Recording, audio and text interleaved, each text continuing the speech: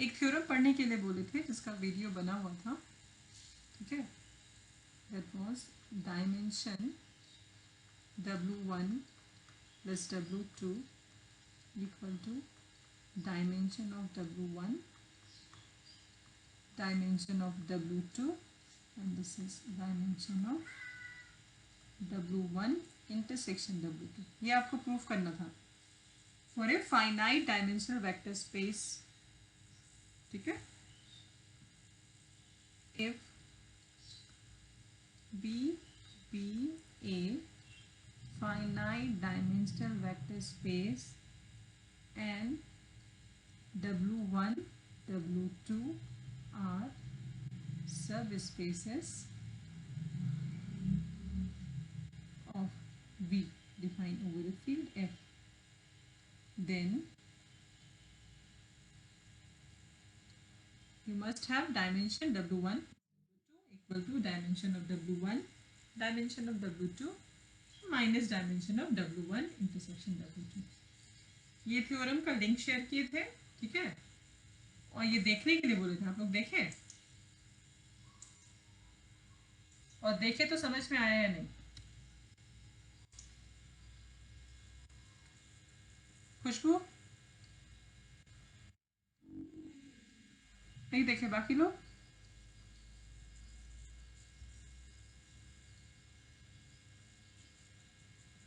बाकी लोग कुछ काम देते हैं तो क्या करिए। और आप लोग के इथिक्स क्लास में सिर्फ 15 रिस्पॉन्स आया था, वाई?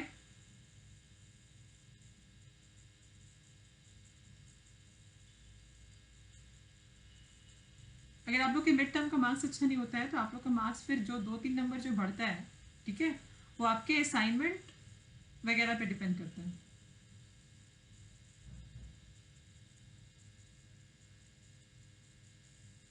एकदम रिस्पॉन्स ही नहीं रहता है आप लोग की साइड से। घर पे ये कर क्या रहे हैं? 5 मिनट का वीडियो था, आपको बस अपना एक्सपीरियंस बताना था, आप लोग कैसे क्या करते हैं, कैसे मैनेज करते हैं, बस छोटा सा चीज़ तो था। आउट ऑफ 50 आप लोग 56 हैं, उसमें सिर्फ और सिर्फ 15 का रिस्पॉन्स था, सोचिए। तो बाकी लोग क्या कर रहे थे?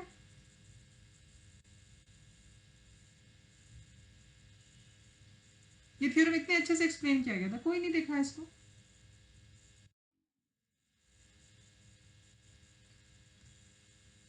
पूरा वेक्टर स्पेस का वीडियो बना हुआ है, किसी और का भी, मेरा नहीं, बहुत लोग का वीडियो है वेक्टर यूट्यूब में। आप लोग अगर चाहें तो अपने से पढ़ सकते हैं, आप लोग ऐसे क्लास का जरूरत नहीं है। अगर आप लोग से कुछ पूछे तो आप लोग की साइड से रिस्पॉन्स भी नहीं आता है। उनको तो गूगल मीट का क्लास का मतलब ही समझ में नहीं आता है। अगर आप लोग को रिस्पॉन्स नहीं दे रहे हैं तो गूगल मीट का क्लास क्या करने की जरूरत है? देखिए आप लोग यूट्यूब ही देखिए, फिर वन वे कम्युनिकेशन हो रहा है ना, मतलब हम ही बोल रहे हैं, आपके साइड से तो कोई रिस्पॉन्स आ ही नहीं रहा। तो क्यों ना हम अपना टाइम देख के वीडियो बना के अपलोड कर दिया करें। स्पेसिफिकली हमको 11 बजे या 11:45 या 1 क्यों बैठना पड़ेगा? टेस्टों का टेस्ट का डेट हम अनाउंस कर देंगे, आप लोग लिख लीजिएगा टेस्ट। ऑनलाइन टेस्ट हो रहा है, आप लोग मार्क्स ले आ रहे हैं, आप लोगों को कितना समझ में आ रहा है ये सोचते हैं कभी आप लोग? अभी सब कुछ ऑनलाइन चल जा रहा है ना, 1 साल के बाद या 1.5 साल के बाद सिचुएशन जब नॉर्मल हो जाएगा, सब कुछ ऑनलाइन नहीं होगा, फिर एग्जाम तो आपको लिखना ही पड़ेगा ना।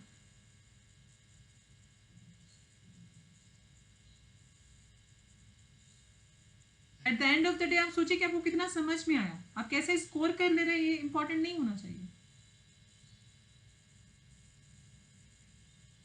मार्क्स का अलग वैल्यू है, आपके अंडरस्टैंडिंग का अलग वैल्यू है।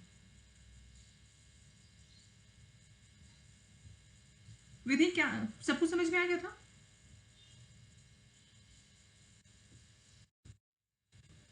ये थ्योरम समझ में आया था?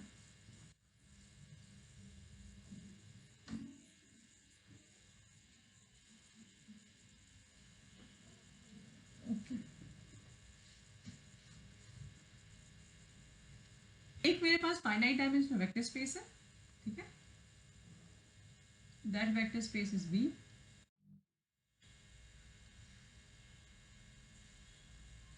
और इस वेक्टर स्पेस में मेरे पास 2 और सब स्पेस है, ठीक है।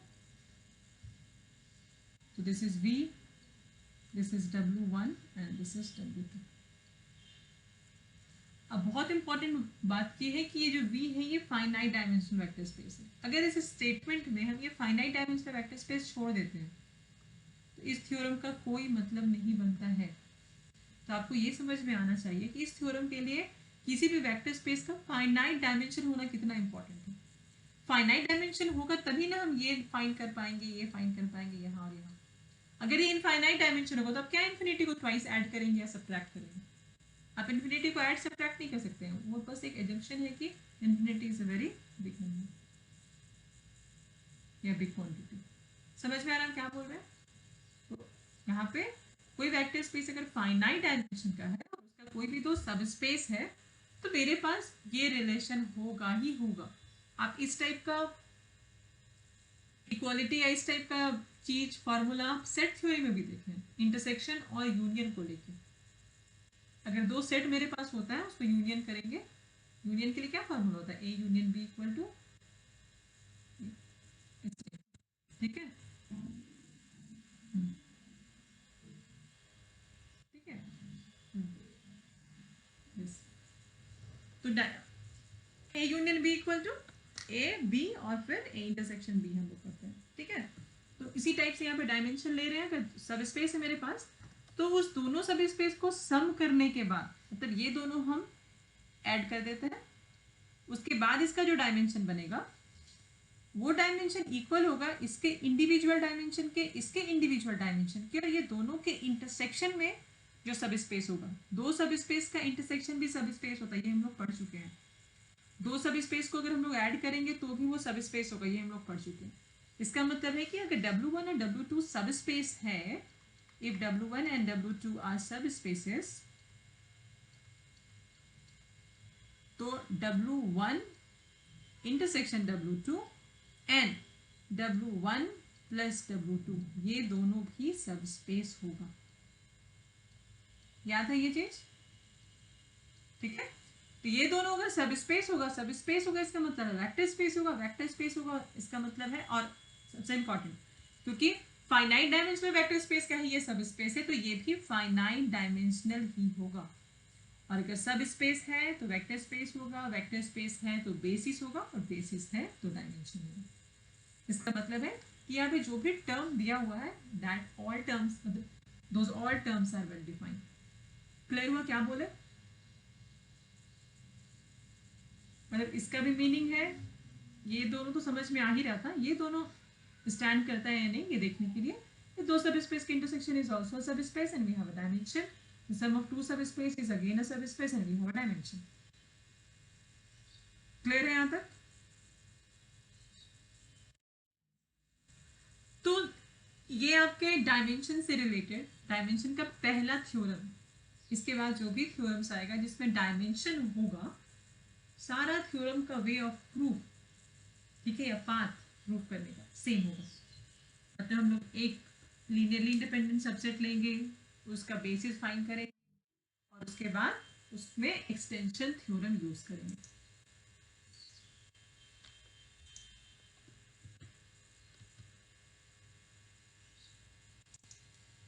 ठीक है। तो यहां पे सबसे छोटा सबसेट कौन सा होगा बताइए?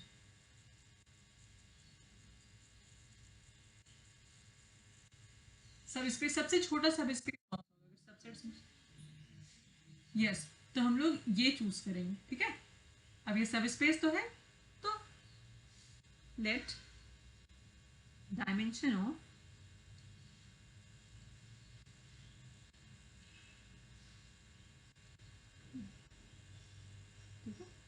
Dimension of W1 intersection W2 assume करेंगे एक नंबर। Let dimension of W1 intersection W2 this is equal to K। ठीक है। तो dimension W1 intersection W2 equal to K है। इसका मतलब है ये जो मेरा सब स्पेस है इसके बेसिस में नंबर ऑफ एलिमेंट्स कितना है? K। S equal to alpha 1 या gamma 1, gamma 2, gamma K, be the basis of W1 intersection W2। आज समझ में ये assumption?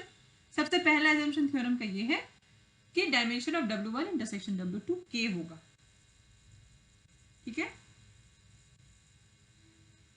अब क्या है, अब हम यहां पे लिखे हैं कि this S be the basis of, S अगर बेसिस है इसका मतलब है S is linearly independent subset of W1 intersection W2। Clear है?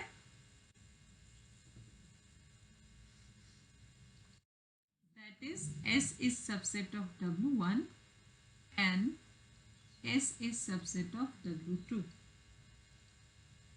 होगा ये W1 इंटरसेक्शन W2 का सबसेट है, इसका मतलब है दोनों का सबसेट होगा।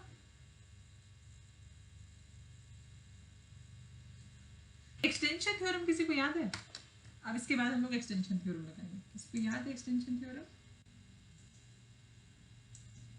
टाइम पे रहिए थोड़ा, ठीक है। एक्सटेंशन थ्योरम याद है किसी को? बोलिए।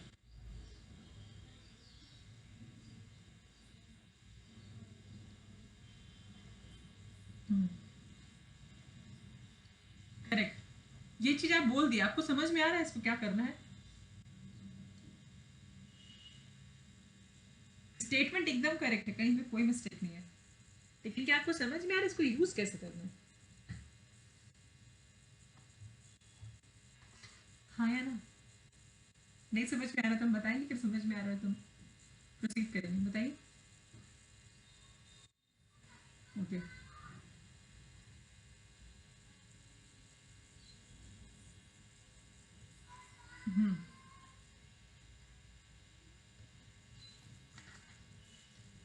Yes correct. देखिए बेसिस दिखा नहीं सकते, हम बेसिस बना सकते हैं, ठीक है। तो देखिए मेरे पास क्या है, यहाँ पे एक W1 है, यही कहते हैं ना हम लोग, यहाँ पे एक W1 बनाए हैं, ठीक है, एक W2 यहाँ बनाए हैं। तो ये जो पूरा है वो है V, this is W2, this is W1।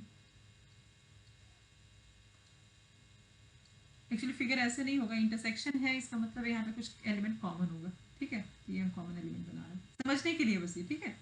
This is W1 intersection W2। समझ में आ रहा है फिगर? समझ में आ रहा है, ठीक है। W1 है, W2 है, दो सब स्पेस है, उसका इंटरसेक्शन में भी कुछ एलिमेंट्स है। अब क्या हुआ, एस W1 का भी सबसेट है, एस W2 का भी सबसेट है। मेरे एजम्पशन के अकॉर्डिंग हम सिर्फ और सिर्फ W1 इंटरसेक्शन W2 का ही डायमेंशन एज्यूम किए, मतलब मेरे पास अभी तक सिर्फ और सिर्फ W1 इंटरसेक्शन W2 का ही बेसिस है, लेकिन मेरे पास W1 का एक सबसेट है which is linearly independent and we have also a linearly independent subset of W2 since W since S is linearly independent subset of W1 and S is also linearly independent, so by extension theorem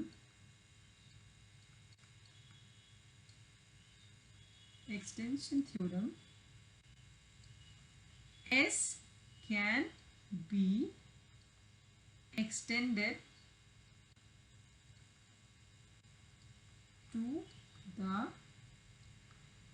basis of W1। S W1 का subset है और वो linearly independent है, इसलिए extension theorem use करके हम लोग X को W1 के बेसिस तक एक्सटेंड कर सकते हैं, बढ़ा सकते हैं। तो W1 तो डेफिनेटली W1 इंटरसेक्शन W2 से बड़ा है। अब W1 इंटरसेक्शन W2 का डायमेंशन K है, ठीक है, तो W का डायमेंशन K से ज्यादा ही होगा। Yes no? मेरे पास एक बड़ा, ठीक है, इसका मतलब है कि जो भी मेरे पास S में एलिमेंट है, अगर हम उसको W1 का बेसिस बना रहे हैं, एक्सटेंड कर रहे हैं, इसका मतलब है कि हम अपने साइड से उसमें कुछ एलिमेंट डाल रहे हैं, एक्स्ट्रा एलिमेंट्स, ठीक है। तो हम कुछ एक्स्ट्रा एलिमेंट एस में ऐड करेंगे और उसको W1 का बेसिस बनाएंगे। सेम चीज हम W2 के लिए रिपीट करेंगे, एस में कुछ एक्स्ट्रा एलिमेंट ऐड करेंगे और उसको W2 का बेसिस बनाएंगे। इतना होने के बाद मेरे पास W1 का बेसिस बन गया, W2 का बेसिस बन गया और W1 इंटरसेक्शन W2 का भी बेसिस हो गया। मतलब जो थ्योरम हम लोगों को प्रूव करना है उसके राइट हैंड साइड में मेरे पास हर एक चीज का वैल्यू मिल गया। आया समझ में इतना?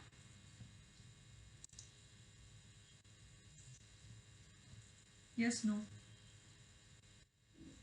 ठीक है, तो लेट इसमें क्या कर रहे हैं हम लोग, एलिमेंट ऐड कर रहे हैं। ठीक है, तो let gamma 1 gamma 2 gamma m alpha 1 alpha 2 alpha, sorry यहाँ के था ना, दिस वाज के, गामा के और अल्फा 1 अल्फा 2 अल्फा m। मतलब हम लोग m एलिमेंट्स ऐड किए हैं किसमें, s में। B the basis of W1। आया समझ में क्या किए? ठीक है, सिमिलरली इसमें कुछ और एलिमेंट ऐड करेंगे। ठीक है, गामा के बीटा 1 बीटा 2 बीटा n। ठीक है, बी द बेसिस ऑफ, किसका बेसिस होगा ये, W2 का। implies dimension of W2 equal to कितना होगा बताइए, और यहाँ पे डायमेंशन ऑफ W1 यहाँ कितना होगा बताइए। Dimension of W2 K plus N और dimension of W1 K plus N। So dimension of W1, dimension of W2 and dimension of W1 intersection W2 कितना हो जाएगा बताइए। तो सबका वैल्यू है, ये हो जाएगा m प्लस के, ये हो जाएगा n plus K and this is k। तो this is equal to m plus n plus k। क्या समझ में? तो यहां तक हम लोग को ये पता चला कि प्रूफ क्या करना है। अभी तक हम लोग प्रूफ एक तरह से स्टार्ट नहीं किया पूरा, ठीक है, बस इनिशिएशन था प्रूफ का। चलिए, ये जो प्रूफ करना है हम लोगों को, ये वाला लाइन कि dimension of W1 plus W2 equal to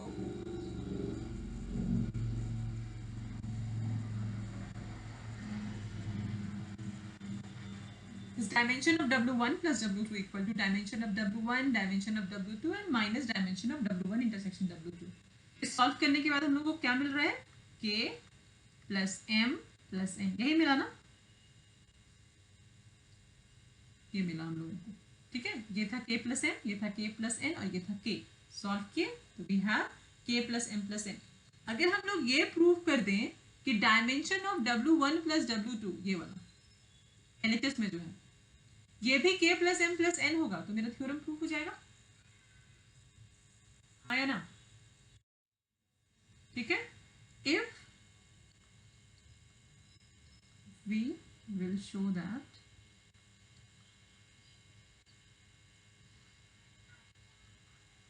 next we will show that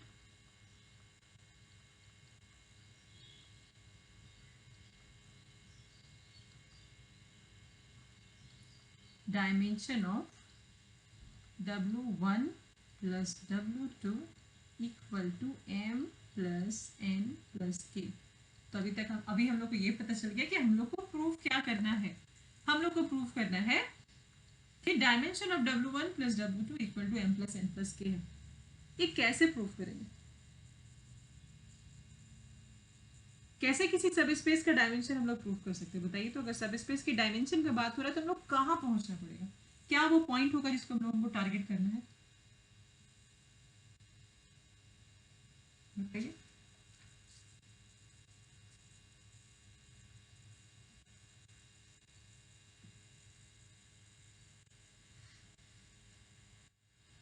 कुछ तो बोलिए।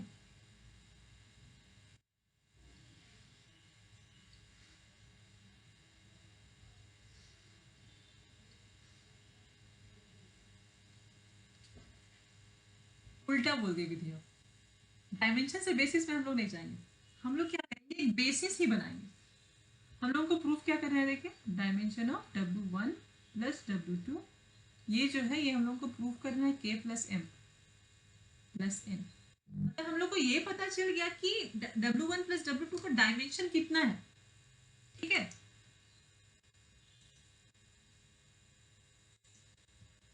तो अगर K plus M plus N W1 plus W2 का डायमेंशन है तो हम लोग को एक बेसिस बनाना पड़ेगा जिसमें K plus M plus N element होगा, या फिर हम लोग क्लेम ही करेंगे, ठीक है, एक सेट बनाएंगे जिसमें K plus M plus N है और हम क्लेम करेंगे कि वो जो सेट है वो बेसिस है। तो मेरा क्लेम कब सही होगा, जब वो सेट लीनियरली इंडिपेंडेंट हो जाएगा और वो किसको जनरेट करेगा, W1 प्लस W2। आया बात समझ में, क्या बोले? Using this term या using this information we will form a set, ठीक है, और सेट में we have K plus M plus N elements and we will claim that that set must be a basis of W1 plus W2। अगर हम बोल दिए कि वो सेट इसका बेसिस है और हम प्रूफ भी कर दिए तो काम खत्म हो गया ना। अगर इसका कोई भी हम एक बेसिस बना लेते हैं B, ठीक है, इस वेक्टर स्पेस या इस सब स्पेस का, ठीक है, W1 प्लस W2 का एक बेसिस हम B बना लिए जिसमें K plus M plus N element है, इसका मतलब है कि हम लोग ये प्रूफ कर दिए। अरे बात समझ में, क्या बोल रहे हैं? तो हम लोग क्या करना पड़ेगा, we need to form a basis, या we need to form a set या subset with K plus M plus N number of element and we have to prove that that set with K plus M plus N number of elements must be a basis of W1 plus W2 plus W1 plus W2, ठीक है। तो यहाँ पे हम direct क्या करते हैं, let B equal to K plus M plus N element, alpha beta gamma तीनों को कॉम्बिनेशन हम लिखते हैं इसमें, ये K plus M plus N होगा। क्यों? क्योंकि अल्फा जो था वो कितना था, M था, बीटा था जो मेरा वो N था, एंड गामा जो था वो था K। हो गया ना, K plus M plus N element. We claim that B is a basis of, देखिए इसका डायमेंशन है तो इसी का बेसिस होगा, भी मत लिख दीजिएगा। समझ में आ रहा है, हम लोग को इसका ही डायमेंशन चाहिए ना, तो इसका ही बेसिस होगा। आप यहाँ पे भी नहीं लिख सकते हैं, ये कभी नहीं होगा, ठीक है। V का सब स्पेस है W1 plus W2 है। Now we are going to prove that what is the dimension of W1 plus W2। तो we have to form a basis, तो this must be basis of W1 plus W2। कहाँ पे क्या word use कर रहे हो, that is very important.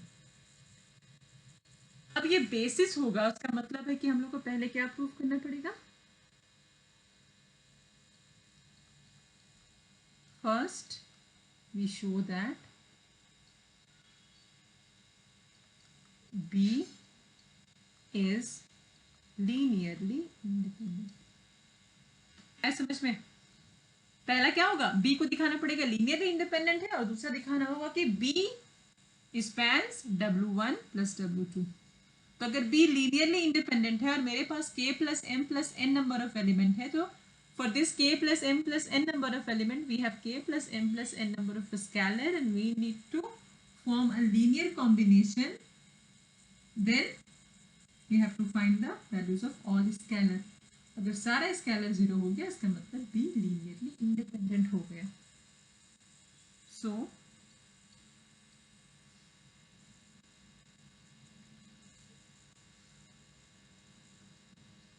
For this we have AI, BJ and CK, ठीक है। मेरे पास जो K plus M plus N number of vectors है उसके करस्पॉन्डिंगली हम तीन स्केलर्स कंसिडर किए, तीन मतलब तीन सेट AI, BJ, CL, ठीक है, वेयर बिलोंग्स टू, स्केलर है तो कहाँ से बिलोंग करेगा, फील्ड से, एंड आई का वैल्यू क्या होगा, जे का वैल्यू क्या होगा, और एल का वैल्यू क्या होगा। देखिए ए आई हम लिए सारा अल्फा के लिए, ये हो जाएगा 1 to m, जे हम लिए हैं बीटा के लिए, तो this is 1 to n, and L है और गामा। आया समझ में?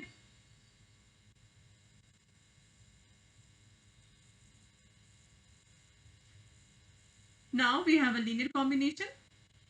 This is A1 alpha 1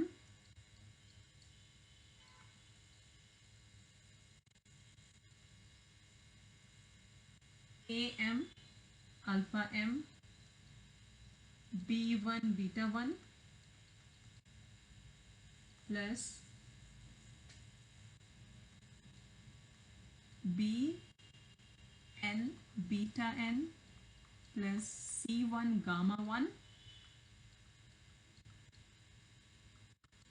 C के गामा के इक्वल टू 0। आ रही है समझ में? क्यों लिखे हैं लीनियर कॉम्बिनेशन? Yes no? ठीक है, अब क्या हो गया, मेरे पास ये लीनियर कॉम्बिनेशन 0 है। Ultimately we have to find the value of all A B and C. ठीक है, तो हम क्या करते हैं, ए और सी को एक साइड रखते हैं। ठीक है, ये मान लीजिए इक्वेशन नंबर 1 है मेरा, इसको थोड़ा सा अरेंज करते हैं। Now this B1 beta 1 and BN beta N एक साइड रखते हैं इसको, और minus A1 alpha 1 AM alpha M C1 gamma 1 C के गामा के। हो गया ये? This is equation number 2। समझ में आ रहा है? कुछ नहीं किए, बस अरेंज किए। ओके, चलिए अब बताइए इक्वेशन नंबर 2। इक्वेशन नंबर 2 का लेफ्ट हैंड साइड किस सब स्पेस में बिलोंग करता है?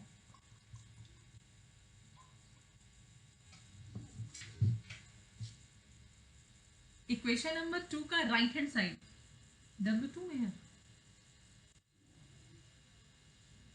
यस, इक्वेशन नंबर 2 का लेफ्ट हैंड साइड है W2 में। ठीक है, and right hand side this belongs to W2। क्यों? क्योंकि W2 का जो बेसिस था, उस बेसिस में गामा था और बीटा था, मतलब all gamma and all beta. ठीक है, W ये था W2, W1 वाले में क्या था, W1 में सारा गामा और सारा अल्फा। तो ठीक है, W2 में सारा बीटा तो है, गामा वाला वैल्यू 0 होगा, तो ये W2 में चला गया। राइट हैंड साइड में अल्फा भी है और गामा भी है, तो राइट हैंड साइड जो होगा वो मेरा बिलोंग करेगा किसमें, राइट हैंड साइड किसमें होगा, अल्फा 1 में। तो लेफ्ट हैंड साइड W2 में, राइट हैंड साइड W1 में। तो कैसे होगा बताइए, क्या करेंगे?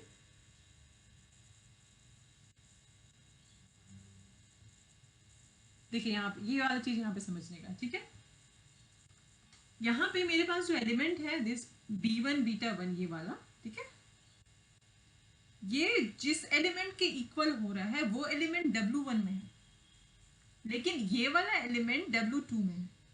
तो इसका मतलब है कि ये एलिमेंट W1 में भी होगा, तभी ये वाला जो इक्वेशन है ना, इक्वालिटी इक्वल होगा। एक्चुअली इक्वेशन नंबर 2 सेटिस्फाई करेगा। इक्वेशन नंबर 2 का लेफ्ट हैंड साइड W2 में है, राइट हैंड साइड W1 में है। इसका मतलब है कि लेफ्ट हैंड साइड को W1 में आना होगा और राइट हैंड साइड को W2 में आना होगा। सिंपल है समझ में? यानी दोनों एलिमेंट ही W1 इंटरसेक्शन W2 में जाएगा, पर हम लोग फोकस करेंगे B1 बीटा 1 वाला एलिमेंट। ठीक है, ये एलिमेंट ऑलरेडी W2 में था, पर because of equation number 2 this also belongs to W1। That means this elements belongs to intersection of W1 and W2। समझ में आया? हाँ या ना? ये चीज समझ में आया या नहीं?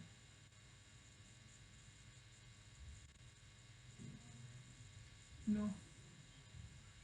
तो ठीक है।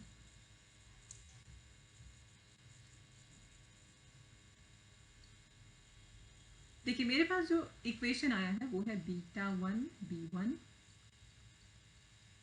बीटा n bn, ये यहाँ पे माइनस साइन है, c1 gamma 1 ck gamma k a1 alpha 1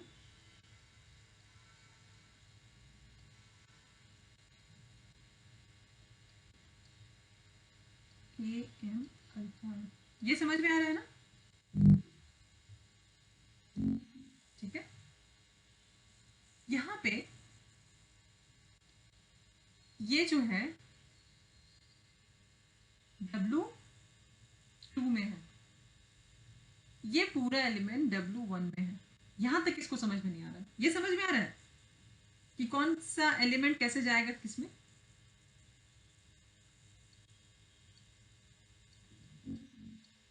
ठीक है, फिर भी हम यहाँ पे मेंशन कर रहे हैं basis of W2 and bases of W1।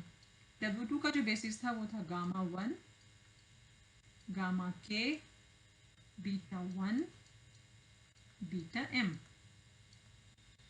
ये था gamma 1 gamma k alpha 1 alpha n beta n, ठीक है, and this is alpha n। ये इसका बेसिस, इसका मतलब है कि इसका जो भी लीनियर कॉम्बिनेशन बनेगा वो W2 में होगा, इसका जो भी लीनियर कॉम्बिनेशन बनेगा वो W1 में होगा। अब इसका जो भी हम लीनियर कॉम्बिनेशन बनाएंगे, मतलब मेरे पास जो लेफ्ट हैंड साइड पे है उसमें सिर्फ बीटा है, तो हो सकता है क्या ऐसा हुआ होगा कि ठीक है जो लीनियर कॉम्बिनेशन हम बनाए उसमें गामा के साथ जो भी स्केलर था वो 0 हो गया, तो मेरे पास सिर्फ और सिर्फ बीटा वाला पोर्शन या बीटा वाला सेक्शन मिला हम लोगों को। तो दिस, ये एक ही एलिमेंट है, ऐसा नहीं कि इसमें एन एलिमेंट, ये सब सम करेंगे तो सिर्फ एक एलिमेंट मिलेगा। ठीक है, तो this element belongs to W2। Right hand side में मेरे पास गामा भी है अल्फा भी है, और गामा और अल्फा किसका बेसिस है? W1 का, तो इससे जो भी लीनियर कॉम्बिनेशन बनेगा वो W1 में होगा। क्लियर हुआ? क्या बोले? W1 का बेसिस है gamma 1 gamma 2 gamma k alpha 1 alpha n। इसका जो भी लीनियर कॉम्बिनेशन बनेगा वो W1 में ही होगा, और राइट हैंड साइड गामा और अल्फा का लीनियर कॉम्बिनेशन है तो वो W1 में होगा। ये क्लियर हुआ W2 W1 वाला कॉन्सेप्ट? ठीक है, अब कोई भी इक्वेशन में हम लिखते हैं x इक्वल टू वाई, इसका मतलब क्या? x y के इक्वल है, y x के इक्वल है, यही ना? अब यहाँ पे इक्वेशन नंबर 2 जिसको हम बोले हैं, ठीक है, इक्वेशन नंबर 2 में लेफ्ट हैंड साइड और राइट हैंड साइड इक्वल है, लेकिन प्रॉब्लम क्या हो रहा है? लेफ्ट हैंड साइड एक अलग सेट में है, राइट हैंड साइड एक दूसरा सेट में है। ये नहीं हो सकता है।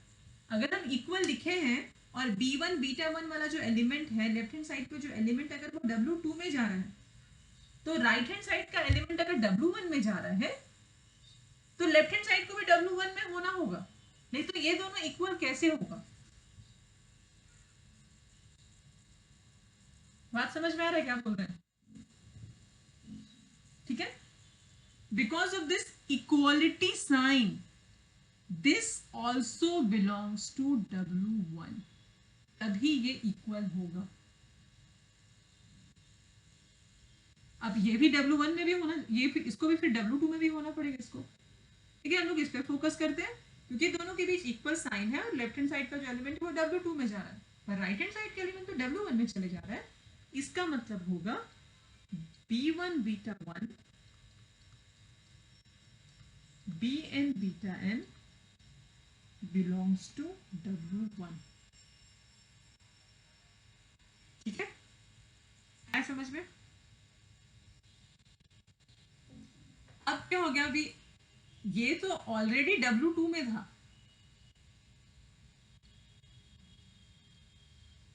एंड B1 बीटा 1 ये तो W2 का एलिमेंट था, लेकिन यहाँ पे ये W1 का एलिमेंट कैसे बन गया? फ्रॉम 2 से। तो इसका मतलब हो गया कि ये एलिमेंट W1 और W2 के इंटरसेक्शन में है। This belongs to W1 intersection W2। क्या समझ में? W2 में वो पहले से था, इक्वेशन नंबर 2 से हमको ये पता चला कि वो W1 में होगा, इसलिए वो दोनों के इंटरसेक्शन में होगा। अब अगर दोनों के इंटरसेक्शन में है तो ये एक सब स्पेस है, तो इसका भी तो अपना एक बेसिस है।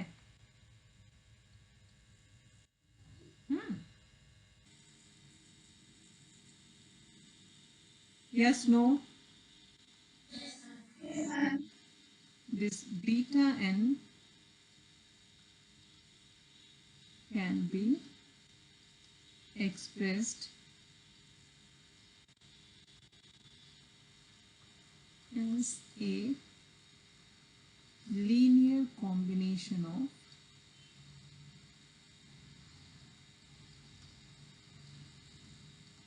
bases of W1 intersection W2. So we have D1 D2, ये स्केलर ले रहे हैं, कितना स्केलर होगा? DK. This belongs to field, and we have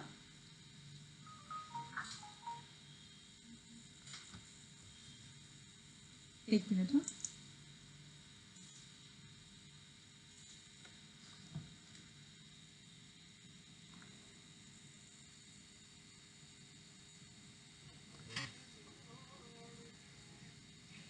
हाँ करण, निकल गया।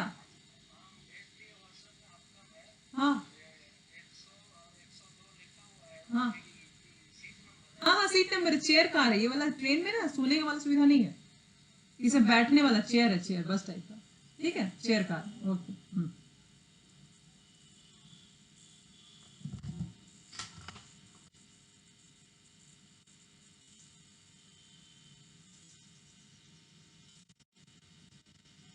ठीक है, तो क्या है, मेरे पास जो भी वेक्टर है B1, उसको हम लोग किसके लीनियर कॉम्बिनेशन में लिखना है? W1 इंटरसेक्शन W2 के बेसिस के लीनियर कॉम्बिनेशन में। ये हो जाएगा B1 beta 1 Bn beta n equal to B1 gamma 1 DK gamma k। आया समझ में ये चीज? सबको समझ में आया?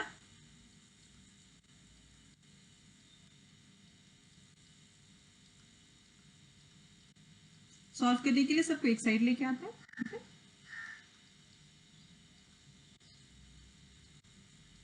Equal to 0। This implies all beta equal to 0 and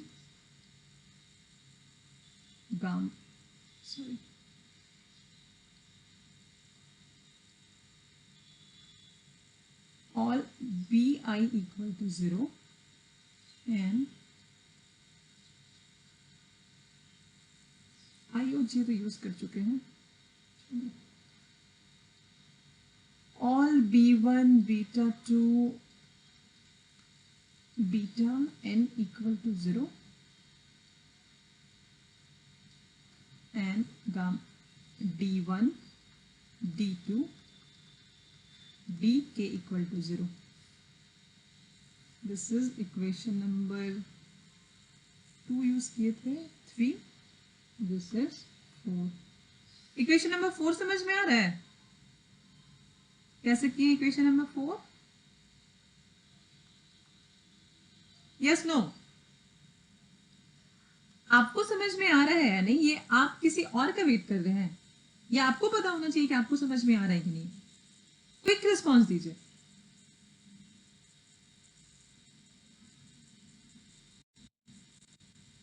क्यों 0 हो गया? इक्वेशन नंबर 4 कैसे मिला?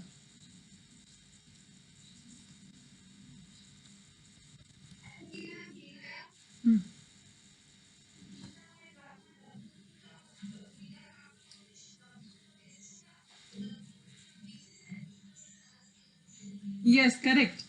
यहाँ पे मेरे पास जो लीनियर कॉम्बिनेशन आया है which is in equation number 3, ठीक है, all the vectors belongs to the basis of W2 या all the vectors are element of basis of W2।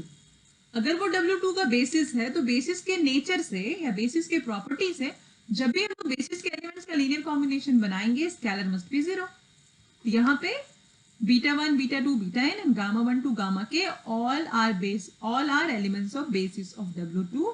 Hence we have all bi0, all dk, yeah, dj equal to 0 where I equal to 1 to n and j equal to 1 to k. क्यों?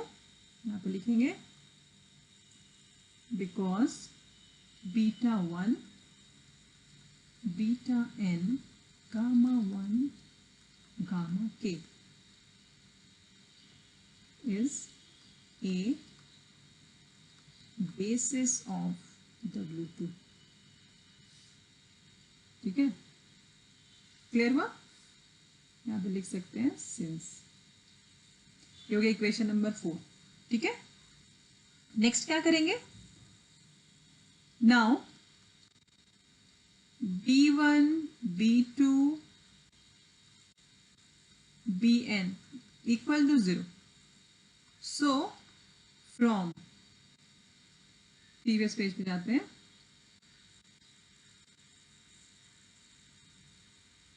Equation number 1 देखिए, दिखाई दे रहा है equation number 1, यहाँ पे highlight कर रहे हैं थोड़ा सा। दिखाई दे रहा है इक्वेशन नंबर 1 जहाँ पे A है, B है और C है। इक्वेशन नंबर 4 से हम लोगों को मिला है कि सारा B जो है वो 0 हो जा रहा है। अब वो वैल्यू हम यहाँ पुट करेंगे तो ये वाला पूरा टर्म 0 हो जाएगा जहां जहां B आया है। तो मेरे पास इक्वेशन नंबर 1 कैसे ट्रांसफॉर्म हो जाएगा? A1 alpha 1, AM alpha M, C1 gamma 1, CK gamma K, बस इतना ही टर्म रहेगा। आया समझ में क्या बोले? ठीक है, सो फ्रॉम 1 we have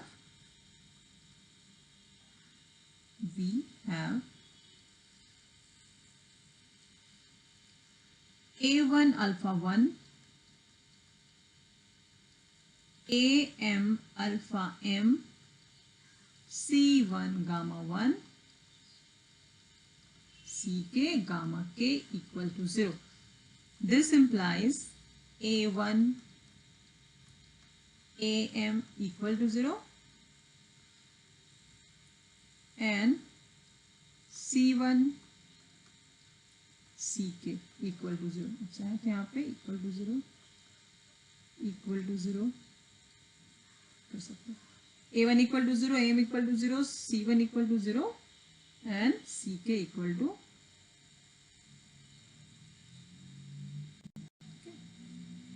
हो जाएगा C1 equal to 0। क्यों हो रहा है? यहाँ पे देखिए फिर से, यहाँ पे हम क्या किए? सारा AI 0, सारा CJ 0। क्यों? Since gamma 1, gamma K, beta 1, sorry alpha 1, alpha 1, alpha M is a basis of, किसका बेसिस है ये? W1 का। क्योंकि ये जो एलिमेंट है, मतलब ये इक्वेशन में मेरे पास जितना वेक्टर है वो सब किसका एलिमेंट है? बेसिस ऑफ W1 का, इसलिए सारा स्केलर 0 हो गया।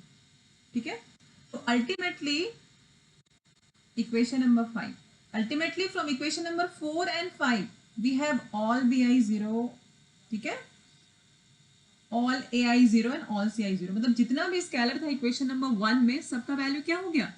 0। तो this implies from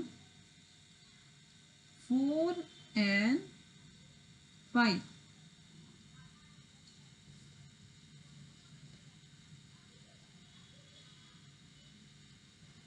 gamma 1, gamma K, alpha 1, alpha M, beta 1, beta N is linearly independent. This was B। ठीक है, ये पहला पार्ट प्रूफ हुआ। नेक्स्ट हम लोग को क्या करना है? Next we have to show that, next we will show that linearly independent हो गया। Now we have to show that B span, किसको स्पैन करेगा? बी वी को स्पैन करेगा, W1 को स्पैन करेगा, W2 को स्पैन करेगा, W1 इंटरसेक्शन W2 को स्पैन करेगा, या W1 प्लस W2 को स्पैन करेगा। आपके पास 5 चॉइस है, 1 2 3 4 5, अपवर्ड टू डाउनवर्ड। किसको स्पैन करेगा? हम लोग क्या लिखेंगे? Now we will show that B equal to linear span of W1 plus W2, ये होगा। ठीक है, करेक्ट।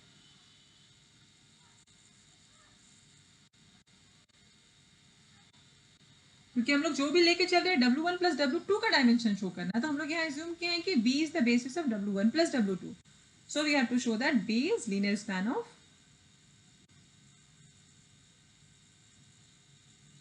सही लिखा हुआ ये? क्या हम सही लिखे हैं बताइए तो? B equal to linear span of W1 plus W2, is it right? Mathematically सही लिखा हुआ है ये वाला लाइन? ये लाइन सही है?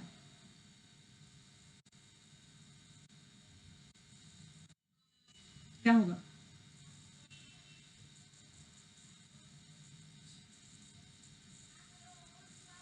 ये रिवर्स है, गलत लिखा हुआ है। ठीक है,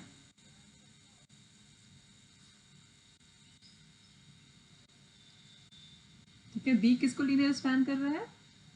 W1 प्लस W2, मतलब दिस सब स्पेस स्पैन बाय, ये प्रूफ करना है। इसके लीनियर कॉम्बिनेशन में एलिमेंट्स बनते जाएगा, किसका? W1 प्लस W2 का। ठीक है, तो इसके लिए क्या, लीनियर स्पैन दिखाने के लिए, स्पैनिंग दिखाने के लिए हम लोग को क्या करना होता है बताइए? किसी को कॉन्सेप्ट याद है? जब हम लोग बेसिस से रिलेटेड क्वेश्चन कर रहे थे कि show that this set is a basis of a particular vector space, क्या करते थे? लीनियरली इंडिपेंडेंट के लिए तो डिटर्मिनेंट बनाते थे, या उसके डेफिनेशन वाले नेचर से लीनियर कॉम्बिनेशन बना के स्केलर को जीरो शो करते थे। ठीक है, स्पैनिंग के लिए क्या करते थे?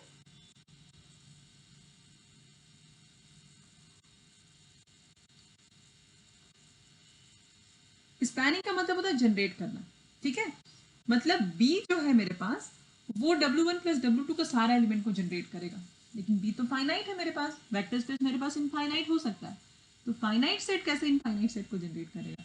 ठीक है, जबकि बी में हम सेलेक्टेड नंबर ऑफ एलिमेंट्स है, लेकिन जो मेरे पास फील्ड है, जो लीनियर कॉम्बिनेशन बनाना है ना, वो लीनियर कॉम्बिनेशन इसके किसी कॉम्बिनेशन से बनाना होता है, वेक्टर और स्केलर कॉम्बिनेशन से। तो वेक्टर फिक्स रहे, लेकिन फील्ड तो फिक्स नहीं है, तो हम लोग जैसे जैसे फील्ड का एलिमेंट चेंज करेंगे वेक्टर्स चेंज होता है।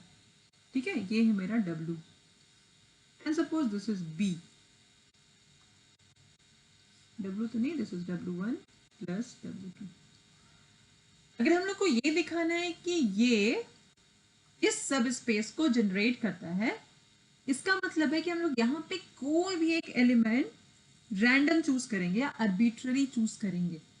Suppose there is any element alpha. ठीक है, अब यहाँ जो हम अल्फा लिए हैं, अब हम लोग दिखाएंगे कि ठीक है, एक एलिमेंट अल्फा है जो W1 प्लस W2 में है। अगर B W1 प्लस W2 को जनरेट कर रहा है, तो हम लोग ये देखेंगे कि अल्फा को B के लीनियर कॉम्बिनेशन में लिख पा रहे हैं, यानी B में जितना भी एलिमेंट है, यहाँ पे लीनियर कॉम्बिनेशन ऑफ B होना चाहिए। B में अगर n नंबर ऑफ एलिमेंट है, तो अल्फा को हम n नंबर ऑफ वेक्टर्स के लीनियर कॉम्बिनेशन में लिखेंगे। तो लीनियर कॉम्बिनेशन में लिखने का मतलब है कि हम लोगों के पास क्या होना चाहिए? उतना ही नंबर ऑफ स्केलर्स होना चाहिए। बात समझ में है? क्या करेंगे? ठीक है, तो ये जो अल्फा है दिस इज नोन, मतलब ये मेरे साइड से सेलेक्ट किया हुआ है, तुम लोगों को पता है कि what is the value of alpha. हम लोग को फाइंड करना है कि स्केलर क्या होगा। ठीक है, तो यहाँ पे हम लोग लिखेंगे let alpha be, alpha belongs to W1 plus W2 be any arbitrary vector। ठीक है, यहाँ पे ऑफ नहीं भी लिखेंगे तो चलेगा, क्योंकि हम लोग पहले लिख चुके हैं कि this alpha belongs to W1 plus W2। ठीक है, अब हम लोग यहाँ पे क्या करेंगे? Alpha equal to linear combination of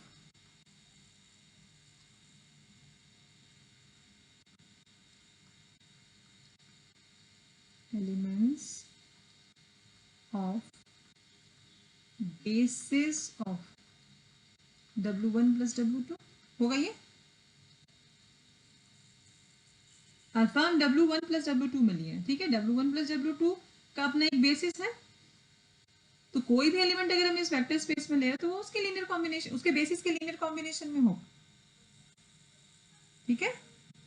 अब क्या होगा, उसको हम लिख सकते हैं linear combination of W1 plus W2 लिखा हुआ है यहाँ पे, ठीक है। तो यहाँ हो जाएगा this is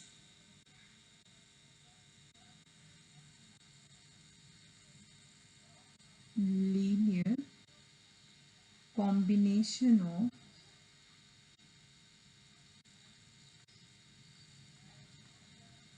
some element of W1 plus linear combination of some element of W2। ये समझ में आ रहा है, ठीक है। नेक्स्ट पेज में जाते हैं, समझाते हैं। अगर मेरे पास यहाँ पे कोई भी सेट है A प्लस बी, अगर हम ये लिखें कि any element X belongs to set A plus B, that means X can be express as X1 plus X2 where X1 belongs to A, X2 belongs to B। ये sum of set का definition है, ठीक है। अब मेरे पास क्या हुआ, यहाँ पे हम बोलेंगे कि ठीक है alpha is a linear combination of element of W1 plus W2, दो सेट का सम है यहाँ पे, ठीक है। तो अल्फा को हम दो पार्ट में ब्रेक कर सकते हैं, कुछ पार्ट जो W1 में होगा और कुछ पार्ट W2 में होगा, ठीक है। अब जो पार्ट W1 में होगा वो W1 के बेसिस में लिखाएगा, W1 के बेसिस में एक्सप्रेस होगा, ठीक है। और जो पार्ट W2 में होगा वो W2 के बेसिस में एक्सप्रेस होगा। तो this is equal to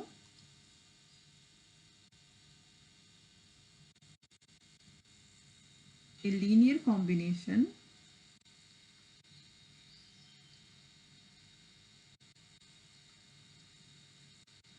of a basis of W1 plus a linear combination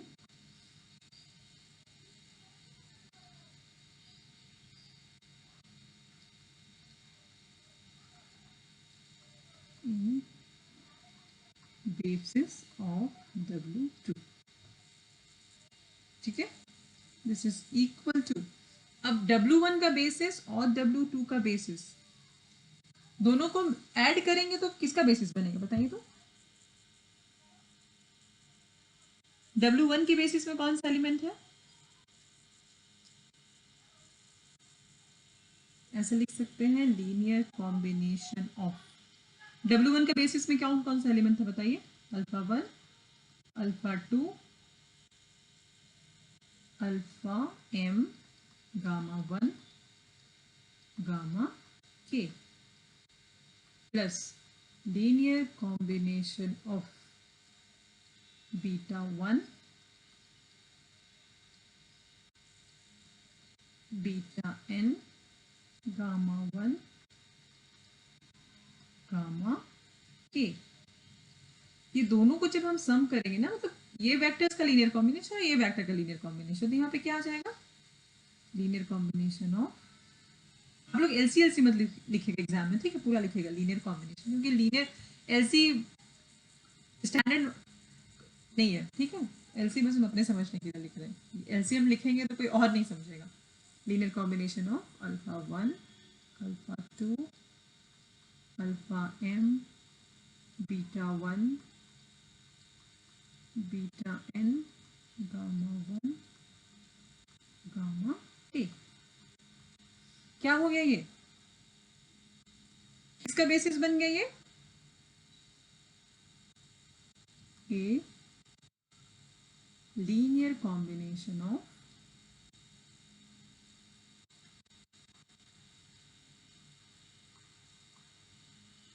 basis of W1 plus W2। This implies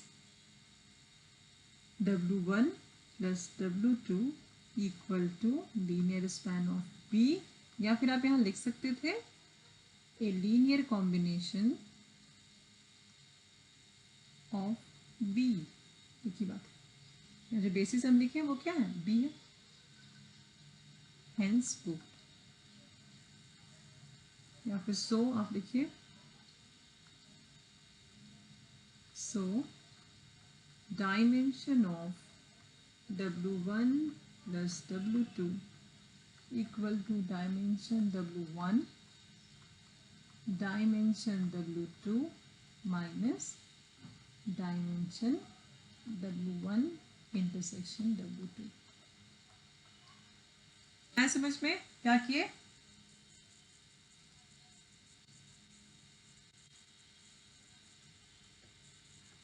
समझ में आया या नहीं?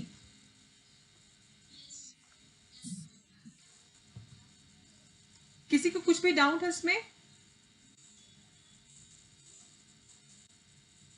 ये थ्योरम आपका रिपीट कर रहे हैं स्टेप्स, ठीक है। ये थ्योरम प्रूव करने के लिए सबसे पहले इसका सबसे छोटा सब स्पेस हम लोग चूज करेंगे और उसका डायमेंशन एज्यूम करेंगे, ठीक है। डायमेंशन एज्यूम करेंगे, वहां से बेसिस फेच करेंगे। बेसिस मेरे पास आएगा क्योंकि that basis is linearly independent, इसलिए एक्सटेंशन थ्योरम यूज करके उसी बेसिस में सर्टेन एलिमेंट्स इंसर्ट करेंगे और उसको एक्सटेंड करेंगे W1 और W2 के बेसिस में, ठीक है। W1 और W2 के बेसिस में एक्सटेंड करने के बाद हम लोग उसका डायमेंशन फाइंड करेंगे, फिर जो प्रूफ करना है उसका RHS सॉल्व करेंगे और देखेंगे कि उसका डायमेंशन क्या आ रहा है। उसका डायमेंशन आएगा m+n+k। अब हम लोग को शो करना होगा कि dimension of W1 + W2 is also m+n+k। इसके लिए हम एक क्लेम करेंगे, ठीक है। उस क्लेम में क्या होगा, मेरे पास m+n+k नंबर ऑफ एलिमेंट होगा और हम क्लेम करेंगे कि that set of vectors must be a basis of W1 + W2। ये क्लेम को प्रूव करने के लिए हम लोग को दिखाना पड़ेगा कि वो जो सेट हम बनाए हैं या वो जो सेट जिसको हम बोल रहे हैं कि ठीक है वो बेसिस होगा, उसको लीनियरली इंडिपेंडेंट दिखाना होगा और दिखाना होगा कि वो सब स्पेस को स्पैन कर रहा है। अब लीनियरली इंडिपेंडेंट दिखाने के लिए हम लोग उसके correspondingly different set of scalar लेंगे और एक लीनियर कॉम्बिनेशन बनाएंगे। लीनियर कॉम्बिनेशन को एडजस्ट करेंगे और देखेंगे कि जो बीटा वाला कॉम्बिनेशन है वो W1 इंटरसेक्शन W2 में जा रहा है। क्योंकि वो W1 इंटरसेक्शन W2 का एलिमेंट हो रहा है, इसलिए वो W1 इंटरसेक्शन W2 के बेसिस में एक्सप्रेस होगा। बेसिस में एक्सप्रेस होगा, मेरे पास इस टाइप का रिलेशन आएगा। उसको सॉल्व करेंगे तो हम लोग देखेंगे कि सारा स्केलर 0 हो रहा है। वहां से हम लोगों को मिलेगा कि सारा BI 0। अब ये चीज हम लोग इक्वेशन नंबर 1 में यूज करेंगे और शो करेंगे कि A, B और C जितना स्केलर लिए थे ऑल 0। B मेरा लीनियरली इंडिपेंडेंट हो गया। नेक्स्ट शो करेंगे कि कैसे स्पैन हो रहा है वो, ठीक है। स्पैन करने के लिए हम लोग एक एलिमेंट चूज करेंगे W1 + W2 से, ठीक है, और देखेंगे कि वो W1 + W2 के बेसिस में होगा या नहीं, ठीक है। वो W1 + W2 के बेसिस में होगा तो उसको पार्ट वाइज डिवाइड करेंगे। कुछ पार्ट उसका W1 में जाएगा, कुछ पार्ट उसका W2 में जाएगा, इसलिए वो W1 के बेसिस में और W2 के बेसिस में होगा। अब ये अलग अलग सेट बनाएंगे, दो सेट को ऐड करेंगे तो जो टर्म रिपीटेड है उसको वन टाइम ही लिखेंगे। तो हम लोग देखेंगे कि अल्फा जो है वो B के लीनियर कॉम्बिनेशन में आ रहा है। B के लीनियर कॉम्बिनेशन का मतलब हम लोग आर्बिट्ररी एलिमेंट W1 + W2 से चूज किए, फिर हम लोग देखें कि उसको हम B के लीनियर कॉम्बिनेशन में लिख पा रहे हैं।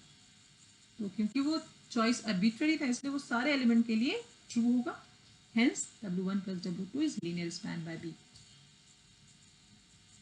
ठीक है। Hence the theorem. Any doubt?